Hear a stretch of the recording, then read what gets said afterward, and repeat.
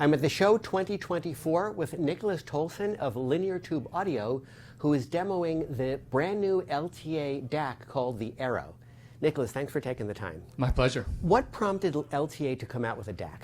We've always wanted to come out with the DAC so people could have a complete LTA system or add another component to the system. So, of course, before this, all we produced was amplifiers. And so, you know, we have very loyal customers who have bought multiple products from us, but we want people to be able to have an entire LTA system, and this was the natural next step. What elements of the burning ZOTL technology are implemented in the DAC? Great question. The output stage it's a Zodal output stage. So it's a Class A Zodal push single-ended tube output stage. What tubes are you using here? We're using 12 SN7s. With a flip of a switch on the back of the unit, you can use 6 SN7s as well.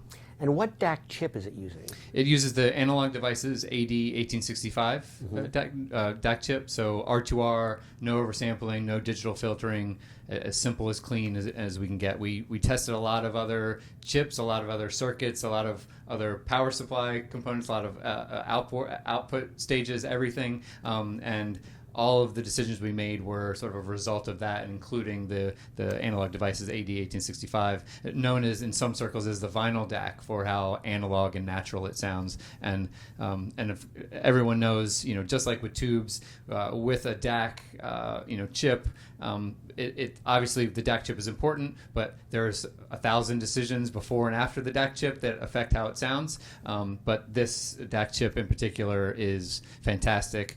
Some people have asked us, well, it's an obsolete chip, right? They don't make them anymore, and that is correct. But we have hundreds of them, and we're not going to run out anytime soon.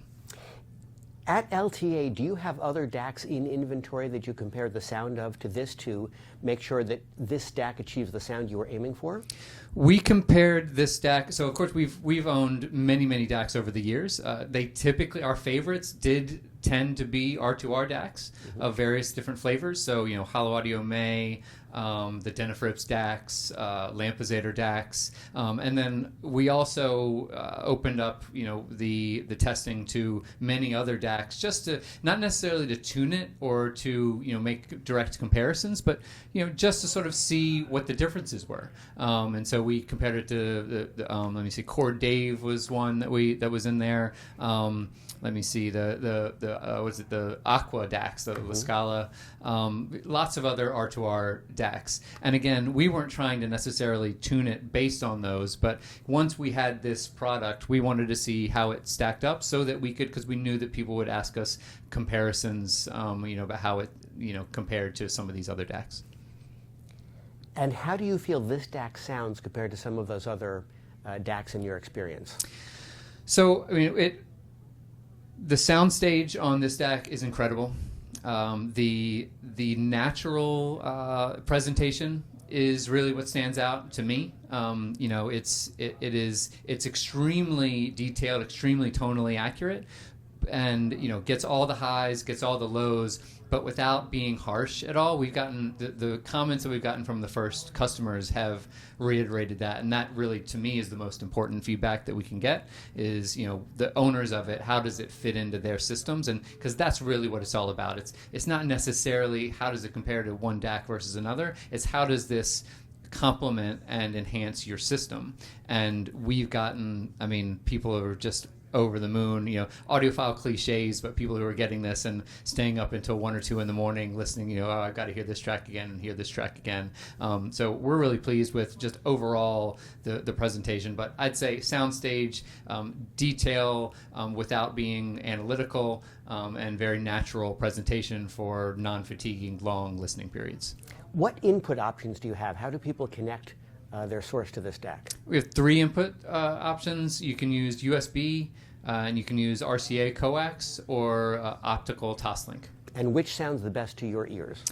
To be honest with you, I haven't done any A/Bing. It's not really my style. I think we typically use USB in our shop. That's what I personally use at home.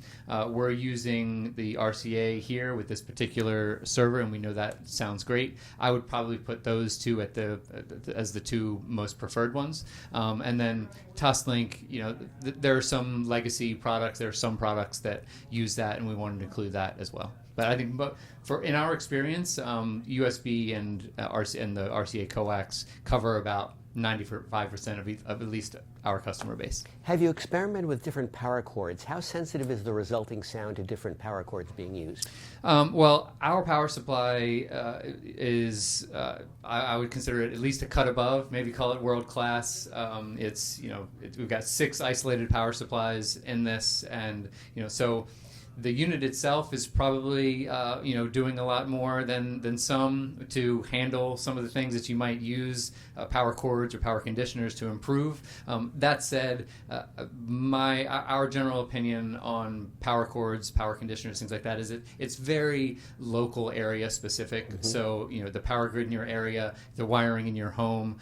We have some customers that say, you know what, I tried a couple different, power cords with a comma in the price, and with just the regular one that you ship it with, and the regular one that ship with sounds the same or just as good. And then I have other customers that say, I used it with this particular power cord that I like, and it sounds even better, sounds great. Or similarly with a regenerator or a power conditioner. And some people swear off power conditioners and regenerators and go straight into the wall. So that we leave completely up to the individual based on their system and their power. But like I said, the power supply in this, we spent a lot of time. There's 300 UF of capacitance in this. I'm not the technical person, but I've been told by my engineers that there are power amplifiers that brag about having half that, and we know power and the power supply is important to digital components, and we put a lot of attention to that. And I think just sort of to wrap around on your question, this is doing a lot to help with the quality of the power. Well, terrific. Congratulations on the debut. I appreciate that. Thank you. Good to speak with you. Thanks. Thank you.